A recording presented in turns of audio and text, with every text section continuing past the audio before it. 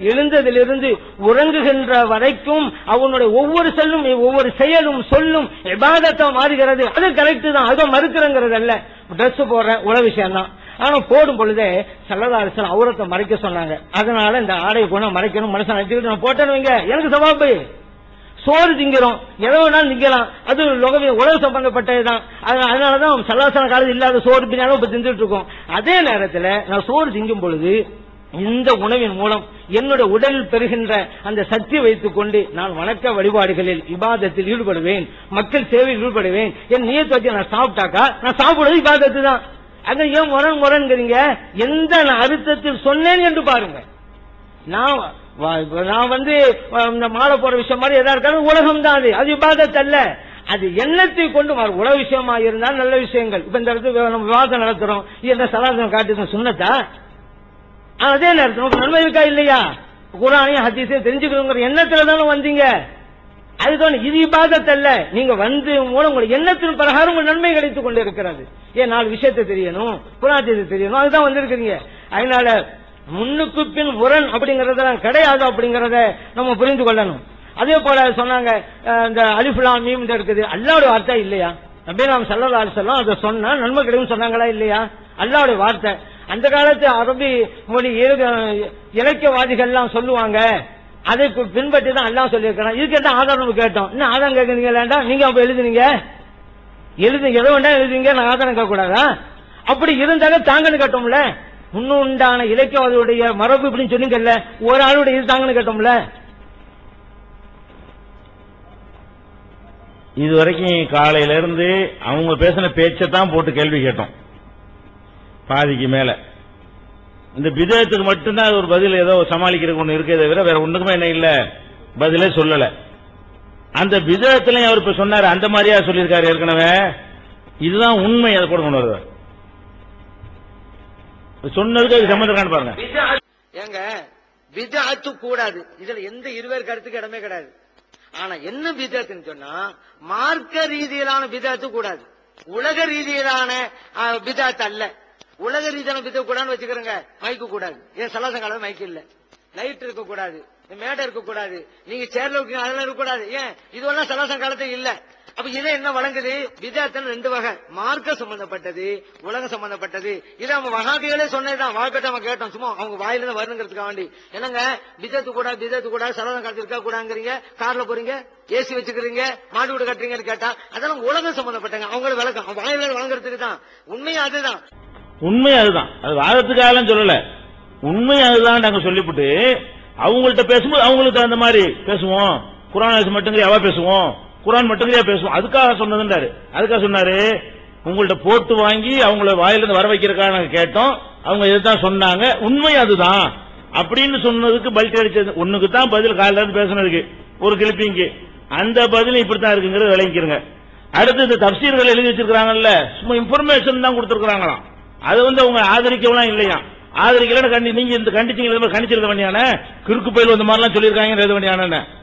நபியை பத்தி ஒரு தவறான தகவலை பதிவு பண்ணா எப்படி பதிவு பண்ணணும்? இந்த மாதிரி எல்லாம் கிறுக்கு பயில் சொல்லி இருக்கிறாங்கன்னு சேர்த்து பதிவு பண்ணணுமா? சும்மா பதிவு பண்றேங்கிற பேர்ல அப்படி மக்கள்கிட்ட இந்த கருத்தை விதைக்கணுமா?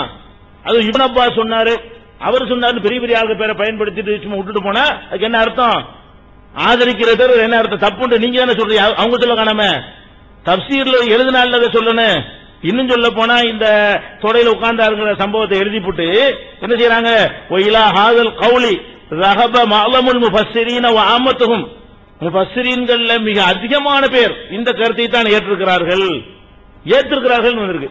தகவலுக்கு சொன்னாங்கன்னு அவர் சொல்றாரு. இந்த கருத்தை தான் கொஞ்சம் பேர் தான் இவங்க சொல்ற கருத்தை மறுத்திருக்கிறாங்க. இவங்க சொன்ன மாதிரி அதிகமான முஃபஸ்ஸிரீன்கள் யூசுப் நபி அந்த பெண்ணை சீரழிக்கிற அளவுக்கு உட்கார்ந்துட்டாருங்கிறது தான் அதிகமான தப்சீரை சொன்னார்கள் என்று குர்துபில அவர் எடுத்து காட்டுறாரு. இது குஷைரி, அபூ நஸ்ரி, இப்னு லம்பாரி, நஹாஸ், மாவர்தி வகைரஹும் இன்னும் பலர் இதை எடுத்து காட்டியிருக்கிறார்கள். எதை சொல்றாங்க? அதிகமான முஃபஸ்ஸிரீன்களுடைய கருத்து இதுதான். அப்ப இது அதிகமான முஃபஸ்ஸிரீன்களுடைய கருத்து என்று சொன்னால் இது ஜஸ்ட் இன்ஃபர்மேஷனா அவங்க ஏற்றுக்கொண்டார்கள் அர்த்தமா? இந்த வாதத்துல சபையில பதில் சொல்ல முடியாதுங்கிறதுக்காக எப்படிலாம் பெறலணுமா? தப்சீர்ல ஆதரிச்சு இது சொல்ல வேண்டிய தேவை என்னங்கிற? எவனோ ஒரு கிறுக்கன் ரசூலுல்லாஹ் பத்தி ஒரு தப்பா சொன்னா அதுக்கு புத்தகத்தில் எழுதி என்று இவன் சொன்னான் எழுதி வைப்பதே அசிங்கப்படுத்துறது இல்லையா?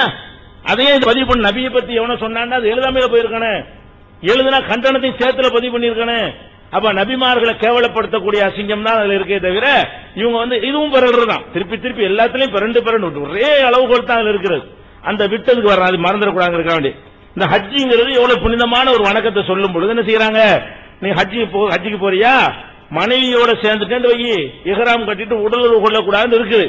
மனைவியோட சேர்ந்துட்டா ஹஜ்ஜி வீணா போயிடும், ஹஜ்ஜி பசாத ஆயிரும்.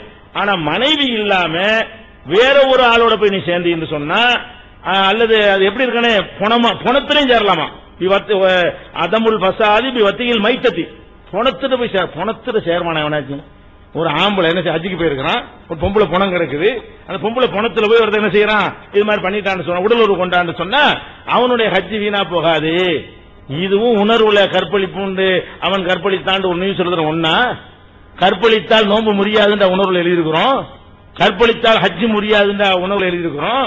உணர்வுல நடந்த செய்தி நீங்க எழுதுற சட்டம், செய்தி கொலை செஞ்சானா கொலைன்னு எழுத முடியும், கொலை செய்வது தவறில்லை என்று எழுதுவது, கொலை செஞ்சான் என்று எழுதும் ரெண்டு ஒன்னா. அப்ப கொலை செய்வது தவறு என்ன, ஒரு பத்துவா, நீங்க பத்துவா கொடுக்குறீங்க. அதான் என்னவெல்லாம் செய்யலாம், பணத்தை போய் கெடுத்துக்க நல்லா கெடுத்துக்க, சின்ன பிள்ளைல அப்ப தூக்கிட்டு போய் ஹஜ்ஜில போய் மக்காவுல போய் ஹரம் ஷரீஃப்ல போய் என்ன செய்யணுமா, சின்ன பிள்ளை விளையாண்டு தூக்கிட்டு போய் நினைச்சுக்க, அதை கெடுத்துக்க, உன் ஹஜ்ஜி வீணா போவாதுன்னா இது என்னங்கிறேன். இது இரையச்சம் உடையவர்கள் எழுதக்கூடிய ஒரு சொல்லா, இதெல்லாம் தானே எங்களை விரட்டுனுச்சு இந்த குப்பையில, இதெல்லாம் நாங்களும் இருந்தோம். அப்ப 10 வருஷமா சொன்னதான் சொல்றாங்கிறீங்க. 10 வருஷம் அவகாசம் கொடுத்து பதில் இல்லை பாத்தீங்களா. இன்னைக்கு சொல்லல, இது புதுசு இல்லையா, அவரை ஒத்துக்கிட்டாரு. 10 வருஷமா இதைத்தான் சொல்லுகிறார்கள். அப்ப 10 வருஷம் உங்களுக்கு அவகாசம் கொடுத்திருக்குது, 10 வருஷத்துக்கு பிறகு பதில் சொல்ற ஒரு சான்ஸ் கிடைத்திருக்கிறது. 10 வருஷமா யோசிச்சு தீட்டி யோசிச்சு பார்த்திருக்கிறீங்க. 10 வருஷமா உங்களுக்கு பதில் சொல்லலன்னா 10,000 வருஷமானாலும் பதில் சொல்லலாது. எவ்வளவு அல்ஹம்துலில்லாஹ் அற்புதமா போச்சு பாருங்க. 10 வருஷமா கேட்டதுங்கிறது அவர் மைனஸ் ஒன்று வழங்க மாட்டேங்குது. இப்பதான் சொல்லுகிறார்கள் நான் தேடி பார்க்க வேண்டும், முதல்ல கேள்விப்படுகிறேன்னாலே கொஞ்சம் பரவாயில்லைன்றலாம்.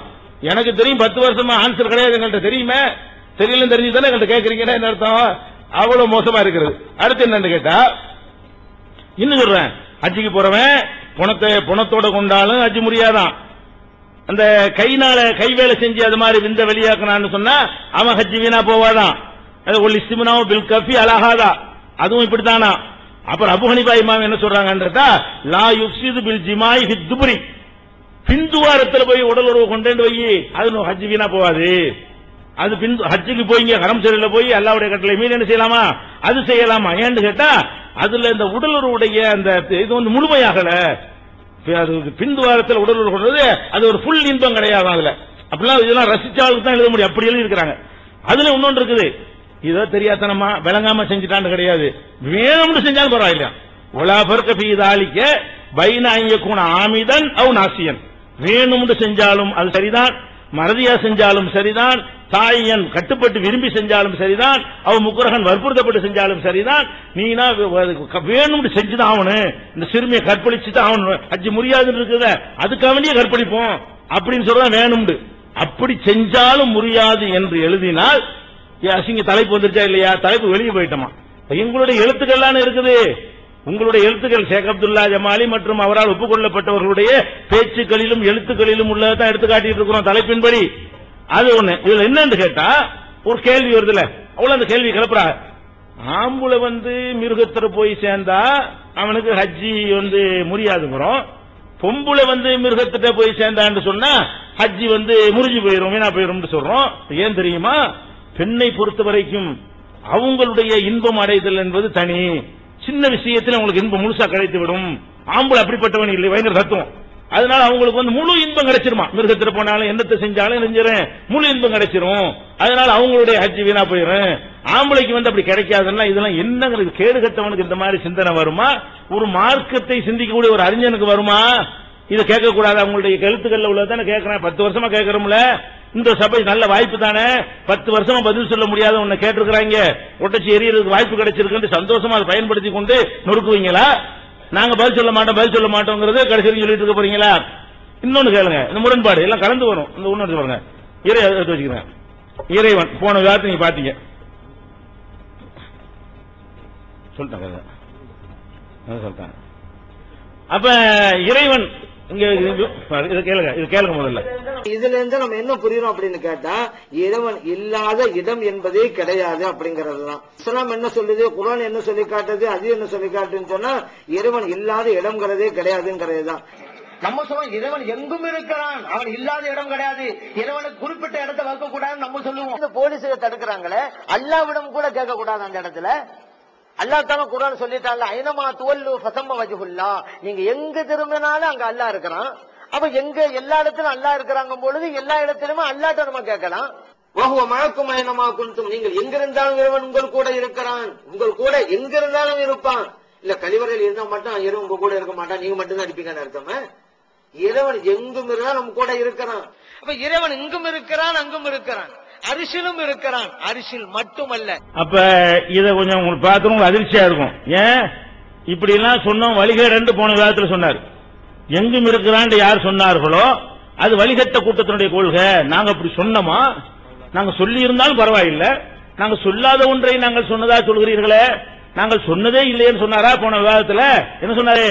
நாங்கள் இறைவன் எங்கு போட்டுருங்க, அதையும் டைம் இல்ல. இது போன்ற ஒரு கொள்கையே இஸ்லாத்துக்கும் முரண்பட்டதுதான். எல்லா இடத்திலும் இறைவன் இறங்கி இருக்கிறான், தப்பு தான். எல்லா இடத்திலும் இல்ல, ஒரு இடத்துல உட்கார்ந்துட்டு இருக்கான், அதுவும் எல்லா இடத்திலையும் இறைவன் இருக்கிறான் அப்படி கொண்டு வர்றதுக்காகத்தான் இறைவனுக்கு உருவம் இல்லைன்னு சொல்லுவாங்க. இது அத்வைத கொள்கை, இந்து மத கொள்கை, இதை கொண்டு வர்றதுக்கு தான் இவங்க சொல்றாங்கிறாங்க. இது வரைக்கும் நாங்க அப்படி எடுத்து வச்சோமா?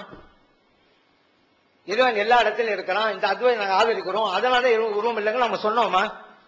நாங்க சொல்லாத ஒண்ண, எங்களுடைய கொள்கை இல்லாத ஒண்ண எங்கள் மேல எப்படி சொல்லலாம்? அப்ப நம்ம கொள்கை அப்படியா இருந்துட்டு சொல்லிட்டா பிரச்சனை இல்லைங்க, நாம பதில் சொல்லுவோம். எங்க கொள்கை இதுதாங்க, இதாங்க பதிலுமோ. நம்ம கொள்கையே இல்லாத ஒண்ண உங்க கொள்கை இதுதான் என்று எப்படி உங்க முடிவு பண்ணலாம்?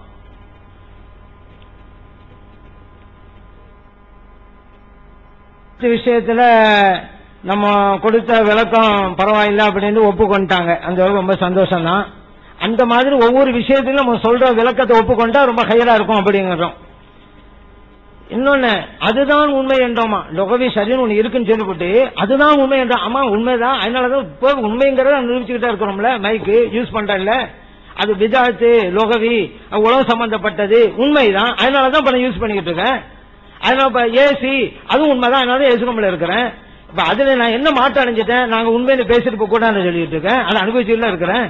அதனால நம்ம என்ன உண்மைன்னு சொன்னோமா செஞ்சுட்டே இருக்கிறோம். உண்மை என்கிறார், ஆமா அது உண்மை செயல்ல காட்டிக்கிட்டு இருக்கிறோமே, இதுல என்ன பிழை இருக்குது? அதனால இந்த விளக்கம் அவங்களுக்கு நிறைவுபடுத்தி விட்டதா சொன்னாங்க, அந்த வரைக்கும் சந்தோஷம். ஆனா ஒரு கவலை என்னன்னு கேட்டா, ஒருவர் குர்ஆனுக்கு ஒரு விளக்கம் கொடுக்கிறாரு, தப்புன்னு சொல்லி நேரா உட்கார்ந்து இந்த பாருங்க தப்புங்கிறோம், அதுக்கு பதில் சொல்லாம அப்படி இப்படி என்றா பாக்குறவங்கள என்ன நினைப்பாங்க? ஏன் ஒரு தப்சீர் இதுக்கு விளக்கம் கொடுத்தான்னு நினைப்பாங்க. ஒண்ணு சரியா எழுதிருக்கணும், இல்லண்டாக்கா தப்புன்னு சுட்டி காட்டும் பொழுது இது தவறு இல்லங்க, சரியா தாங்க இருக்கு, இந்த பாருங்க ஹதீஸ், நீங்க புகாரில தவறாக இருக்குன்னு சொன்னீங்க, நான் சொன்ன கருத்துக்கு தாங்க சரியா இருக்குது இந்த ஹதீஸ் பாருங்க அப்படின்னு சொன்னாக்கா மத்தவங்க நினைப்பாங்க தகுதி உள்ளவர் தான் மொழியாக்கம் பண்ணிருக்கிறாரு. இப்படி நம்ம உங்களுடைய தர்ஜமான தவறுக்கு பட்டியல் போட்டுக்கிட்டே இருக்கிறோம், அது பதில் சொல்லாம மதுஹப் சட்டத்தை தலைப்பை விட்டும் போய்கிட்டு இருக்கிறீங்க. மத்த நினைப்பாங்க அப்ப தகுதி இல்லாதவர் தானே இந்த காரியம் செஞ்சிருக்கிறாரு, மொழியாக்கம் பண்ணிருக்கிறாரு தானே பார்வையாளர்களும் இந்த சீடிய போட்டு பார்க்கக்கூடியவங்களும் நினைப்பாங்க. நேரடியா உட்கார்ந்து கேட்கிறோம், எங்க வந்து கேட்டாலும் பரவாயில்லையாங்க, ஆனா பதில் பின்னால் சொல்லுவோம், முடியும் போது சொல்லுங்க, விவாதம் இல்லையே. கேட்டாங்களா இதான் பதில், அப்படி கேட்டாங்களா அதான் பதில், அது விவாதமா? கடைசியில பதில் பண்ணு சொல்லி முடிச்சோம், அவங்க எல்லாத்தையும் பதில் சொல்லிட்டோம். பதில் தப்பா இருந்தா இப்ப தப்புன்னு சுட்டி காட்டுவது, இப்ப சொன்னாதானே அந்த பதில் சரியில்லை நான் சுட்டி காட்ட முடியும். நாங்களும் சார் தவறுங்கிற நீங்க சுட்டி காட்ட முடியும், அதான விவாதம். இப்ப விவாதம் வழி இல்லாம போச்சு. நாங்க கரெக்டா நிலைப்பாடு நிற்கிறோம் பாருங்க, இதுதாங்க சத்தியங்கிறது. நாங்க உங்களுடைய மொழிபெயர்ப்புல தவறுன்னு சொல்லிக்கிட்டே இருக்கிறோம், நீங்க இல்லன்னு தான் சொல்லி இருக்கிறீங்க. பிஜேயின் தர்ஜமாவிலும் தமிழ்நாடு தௌஹீத் ஜமாத்தின் நூல்களிலும் ஆபாசமோ அசிங்கங்களோ குர்ஆன் ஹதீஸுக்கு மாற்றமான கருத்துக்களோ இல்லைன்னு சொல்லிட்டீங்கல்ல, சொல்லுங்களேன்.